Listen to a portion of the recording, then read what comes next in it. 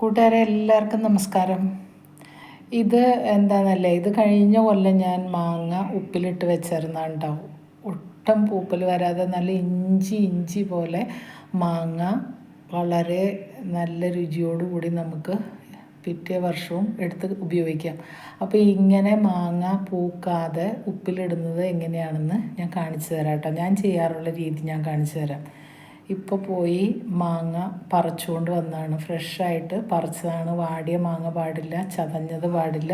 ഇത്രയും മാങ്ങ പറിച്ചെടുത്തുകൊണ്ട് വന്നിട്ടുണ്ട്. അപ്പോൾ ഇത് നല്ല നാരുള്ള ശിങ്കിരി മാങ്ങ കേട്ടോ.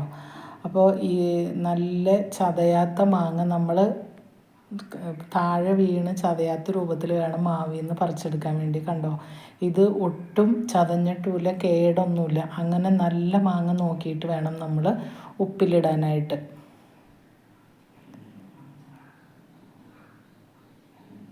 അപ്പോൾ കേടുള്ള മാങ്ങയാണെങ്കിൽ നമ്മളത് മാറ്റിക്കളയണം കേട്ടോ. ഇനി ഇതിൻ്റെ എല്ലാം ഞെട്ടി കളഞ്ഞെടുക്കണം നമുക്ക്.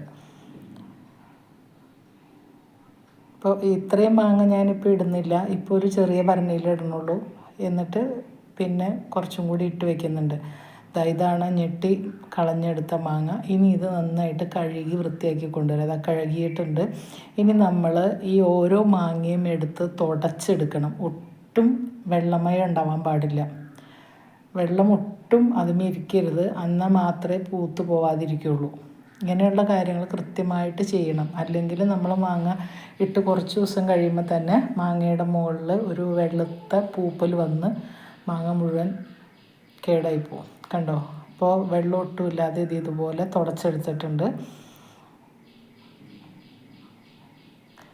ഇനി നമുക്ക് ഇത് ഇടാനുള്ള ഭരണിയിലേക്ക് ഇട്ട് വയ്ക്കാം. അപ്പോൾ ഞാനിപ്പോൾ ഇത് ഈ ചില്ല് കുപ്പിയിലാണ്, ചില്ല് ഭരണിയിലാണ് ഇടണേ. അപ്പോൾ ഇതിൽ കൊള്ളുന്ന മാങ്ങയാണ് ഇപ്പോൾ ഇട്ട് വയ്ക്കുന്നത്. വലിയൊരു ജാറുണ്ട് ഇവിടെ. അപ്പോൾ അതിൽ പിന്നെ ഞാൻ ഇടാമെന്ന് വിചാരിച്ചു. അപ്പോൾ ആദ്യം തന്നെ ഈ കുപ്പിയുടെ അടിയിലേക്ക് കല്ലുപ്പ് ഇട്ട് കൊടുക്കുകയാണ്. അപ്പോൾ ഈ ചില്ലുകുപ്പി നന്നായിട്ട് കഴുകി വെയിലത്ത് ഉണക്കി ഒട്ടും വെള്ളമില്ലാതെ എടുക്കണം. ഇനി കുപ്പിയുടെ അടിയിൽ കല്ലുപ്പ് ഇട്ടതിന് ശേഷം നമ്മൾ തുടച്ച് വെച്ചേക്കുന്ന മാങ്ങ ഇതുപോലെ ഇട്ട് കൊടുക്കുക. ഞാനിങ്ങനെയാണ് ചെയ്യാറ്. ഇങ്ങനെ ചെയ്യുമ്പോൾ എൻ്റെ മാങ്ങയൊന്നും ഒട്ടും പൂത്ത് പോവാറില്ല കേട്ടോ. വെള്ളത്തിൽ ഒരു കളർ മാറ്റം പോലും വരാറില്ല. അപ്പോൾ ഇങ്ങനെ നിങ്ങൾ ഉണ്ടാക്കി നോക്കിക്കോ. നന്നായിട്ട് മാങ്ങ എത്ര കാലം വേണമെങ്കിലും ഇരുന്നോളൂ. എന്നിട്ട് മാങ്ങ ഓരോ ലെയർ ഇട്ട് കൊടുക്കുക. അതിൻ്റെ മീതെ കുറച്ച് കല്ലുപ്പ് ഇട്ട് കൊടുക്കുക. ഇനി ഉപ്പ് വേണമെങ്കിൽ വെള്ളത്തിൽ കലക്കിയിട്ടും ചേർക്കാം കേട്ടോ.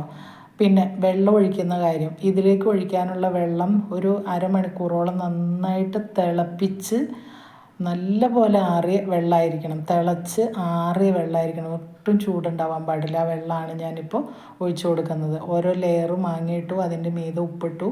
എന്നിട്ട് മുകളിൽ വന്നു കഴിഞ്ഞപ്പോൾ കുറച്ചും കൂടി ഉപ്പിട്ടിട്ട് വെള്ളം ഒഴിച്ചു കൊടുക്കുക. എന്നിട്ട് വെള്ളം നികക്ക് ഒഴിച്ചു കൊടുക്കണം. കണ്ടോ, മാങ്ങയുടെ മുകളിൽ ഇതുപോലെ മാങ്ങ ഒട്ടും തന്നെ പുറത്ത് കാണാത്ത രൂപത്തിൽ, വെള്ളത്തിൽ നിന്നല്ലാതെ, വെള്ളത്തിലെല്ലാം മുങ്ങിക്കിടക്കണം. എന്നിട്ട് മാങ്ങയുടെ മുകളിൽ എത്തുന്ന രീതിയിൽ തിളപ്പിച്ച് ആറി വെള്ളം ഒഴിച്ചു കൊടുക്കുക.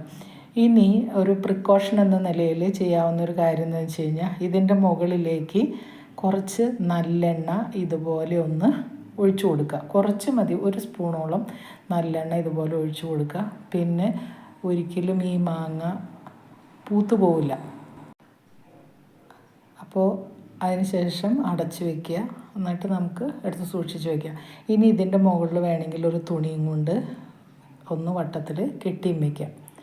അപ്പോൾ ഇങ്ങനെയാണ് ഞാൻ മാങ്ങ ഉപ്പിലിടുന്നത്. ഇത് കഴിഞ്ഞ വർഷം ഉപ്പിലിട്ട മാങ്ങയാണ്. ഇത് നമുക്ക് ഒരു കേടും വരാതെ കിട്ടിയിട്ടുണ്ട്. ഇനിയും കുറച്ചും കൂടി മാങ്ങ ഇരിപ്പുണ്ട്. അപ്പോൾ കഴിഞ്ഞ വർഷത്തെ മാങ്ങ എടുത്ത് തീർന്നതിന് ശേഷം ഞാനിപ്പോൾ ഈ ഭരണിയിലെ മാങ്ങ എടുക്കുകയുള്ളൂ. എനിക്കൊരു 2-3 മാസത്തേക്കും കൂടി ഉപ്പുമാങ്ങ കഴിഞ്ഞ വർഷത്തെ ഇരിപ്പുണ്ട്. അപ്പോൾ വീഡിയോ എല്ലാവർക്കും ഉപകാരപ്പെട്ടെങ്കിൽ എല്ലാവരും ലൈക്ക് ചെയ്യുക, ഷെയർ ചെയ്യുക, കമൻറ്റ് ചെയ്യുക. വീണ്ടും വരാം. താങ്ക്